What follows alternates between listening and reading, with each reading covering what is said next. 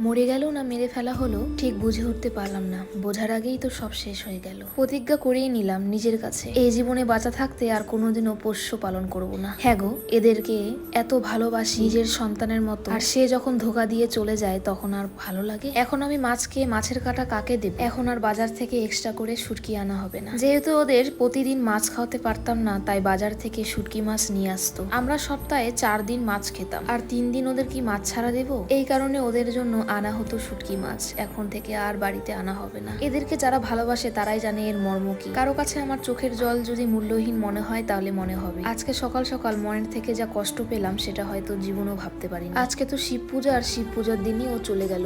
একটা কথা তোমাদের না বললে নয়, আমি কিন্তু ছোটর থেকেই পশু ভালোবাসি। আর আমাদের বাড়িতে কমপক্ষে 20টা বিড়াল ছিল। এখন মরতে মরতে 2টো বিড়াল মনে হয় বাঁচা আছে। বিয়ের আগে যেহেতু পুষতাম তাই ভাবলাম যে এই বাড়িতেও একটা বিড়াল পোষা যাক। বিয়ের আমার 4 বছর হতে যাবে। বিয়ের 1 বছর যখন হয় তখনই আমি এই বিড়ালটা নিয়ে এসেছিলাম। 2 থেকে 3 বছর আমাদের সাথেই ও ছিল, আর এই 2 বছরে এত মায়ায় পড়ে গিয়েছিলাম সেটা বলার বাইরে। ছোটর থেকে যেহেতু বিড়ালের সংস্পর্শে ছিলাম তাই ভাবছিলাম যে এই বাড়িতেও পুষবো। পুষিকে আমি 2 থেকে 3 বছর পুষলাম, আর তারপরেই কিন্তু ও চলে গেল আমাদের ছেড়ে। একবার ওকে ডাক্তারের কাছে নিয়ে গিয়েছিলাম ভ্যাকসিন দিতে। ভেবেছিলাম এবারও নিয়ে যাব, তাই তো ফেসবুকে একটা পোস্ট করেছিলাম। অনেকেই বলেছে ডাক্তারের কাছে নিয়ে যেতে। ডাক্তারের কাছে নিয়ে যাওয়ার আগেই কালকে ও চিরশান্তিতে চলে গেল। অনেকেই আমাকে এও বলেছিল বিড়াল যে বাড়িতে থাকে সে বাড়ির বউ নাকি গর্ভবতী হয় না। তবে এই কথাটা একদম ভুল। আমাদের মনা কিন্তু পুষি থাকাকালীনই পেটে এসেছিল। আমার বাচ্চা পেটে আসতে কোনো রকম সমস্যা হয়নি। এমনটা কিন্তু নয় যে দীর্ঘদিন চেষ্টার পর মনা আমার পেটে এসেছে। গোটা প্রেগনেন্সিতে আমার কোনো রকম সমস্যা হয়নি।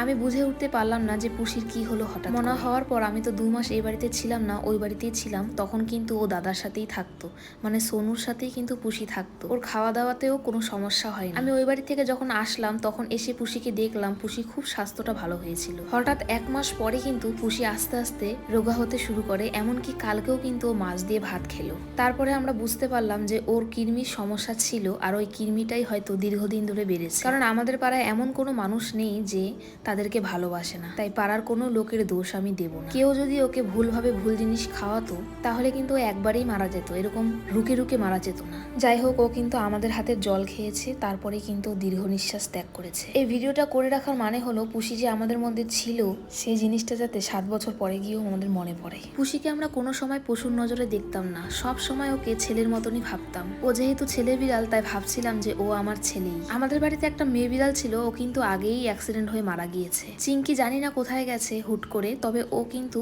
আবারও আসবে। চিঙ্কি 2 দিন পর পরই আসে, তবে আমি আর ভাবছি বিড়াল আর পুষবো না। পুষি তো আমাকে ছেড়ে চলেই গেল, আর এই বাড়িতে পোষা পুষিই ছিল প্রথম আমার বিড়াল। আর বিড়ালও পুষতে চায় না, আর এদের মায়াতেও আবদ্ধ হতে চায় না।